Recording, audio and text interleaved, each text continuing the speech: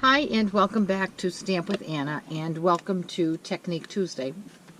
Today I'm going to show you how to make this tie-dyed, if you will, flower, and it's done using baby wipes.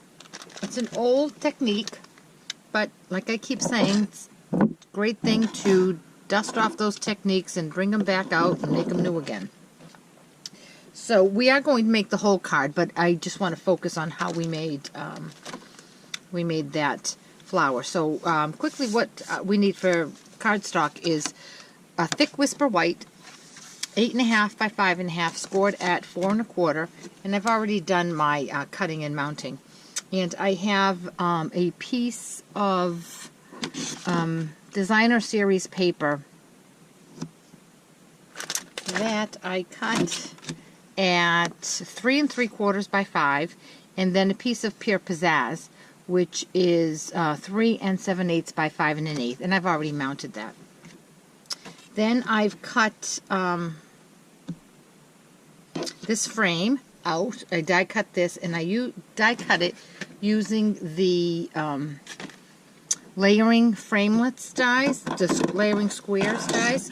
And I used the second largest scallop in the square that nested together. And I nested them and ran them through the Big Shot and came out with that. And I'm not doing that on camera because I just wanted to save some time. Then I also have a strip of paper that's cut at a 1/2 inch by 5 3/8. And then I just tied some Pure Pizzazz baker's twine over it. Then I've also already cut and embossed a piece of Pure Pizzazz. And I die cut that using the Stitched Shapes framelit, and it's the square. And it, as you can see, it just leaves a little dotted edge like it's stitched. And I have already heat embossed my sentiment using excuse me, Calypso Coral on that. And that, I love this script.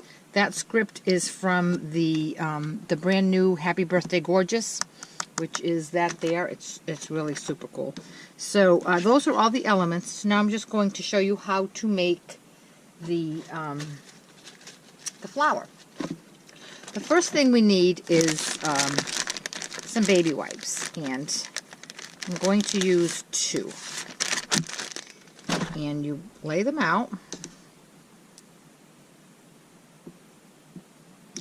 Fold them in half, and then in half again. And then we're going to use some re-inkers. And for my project, to color coordinate with my project, I'm going to use Calypso Coral, Daffodil Delight, and So Saffron. And when you're doing this technique, you want to lay down your darkest re-inker first. And you don't need a whole lot, especially because I'm just, oh, I forgot to tell you about that stamp set. The flower we're using comes from the Flower Shop stamp set, and it's this one here. That one's my favorite. And we're going to punch it out with the coordinating pansy punch. So anyway, because my stamp is small, I don't have to saturate this whole thing and make this whole thing an ink pad. I'm just going to center it on the middle. And I'm going to do a few drops of the Calypso Coral. And then the next darkest color is the Daffodil Delight. I'm going to scatter that around as well. And then I'm going to come in with the So Saffron, and I'm going to, this one I'm going to have more purpose. I'm going to just fill in where there are white spots. Okay, now this is my stamp pad. So I'm going to ink up my flower. And I'm going to stamp. And the end result is a beautiful tie-dyed flower. Isn't that pretty? And this, you can get quite a few stampings from this. It won't dry out that quick, so I'm going to stamp some more, and then I'll punch them out later. If you're not going to use all of the ink, you can certainly take that and put it into a Ziploc bag or a DVD case or something that's just going to keep it moist. And I'm just going to make the most of this. I have all this scrap vanilla. And I've already made 6. Look at that. Look how much I'm making. Here's another one. There's 7. Let me find some more scrap.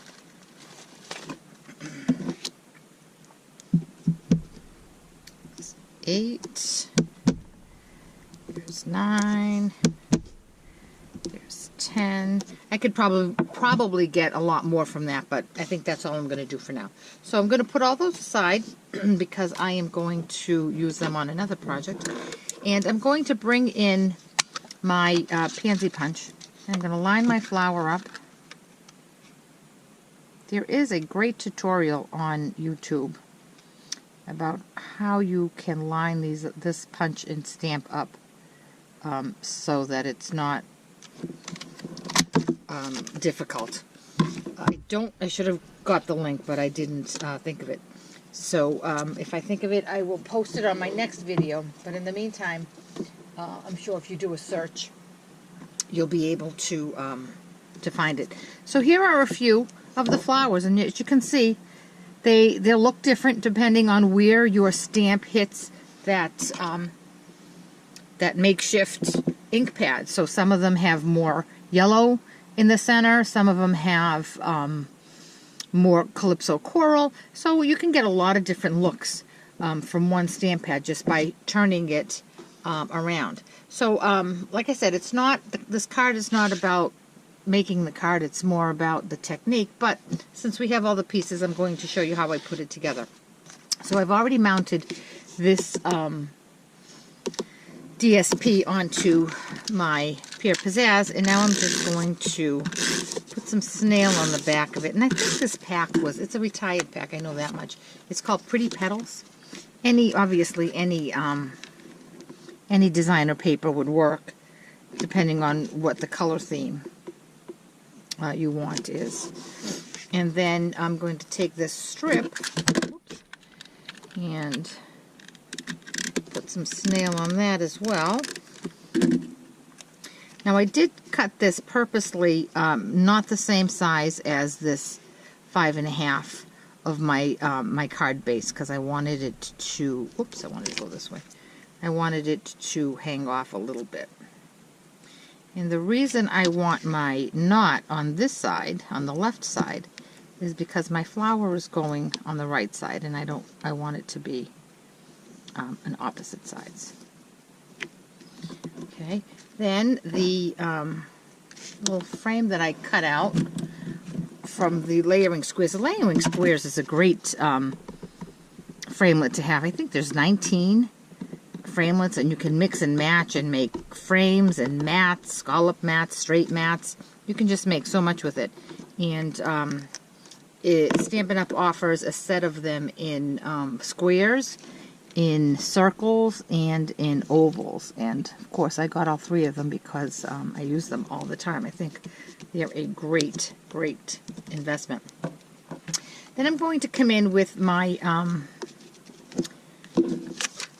sentiment that I embossed. I used the Calypso coral embossing powder because I had some left over. I don't know that that's still available, but not a problem. You can certainly use any color that matches your project.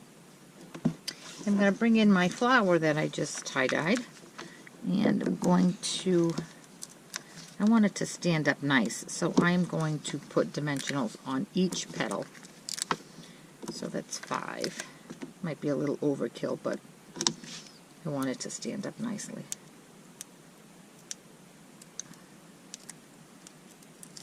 Just love dimensionals.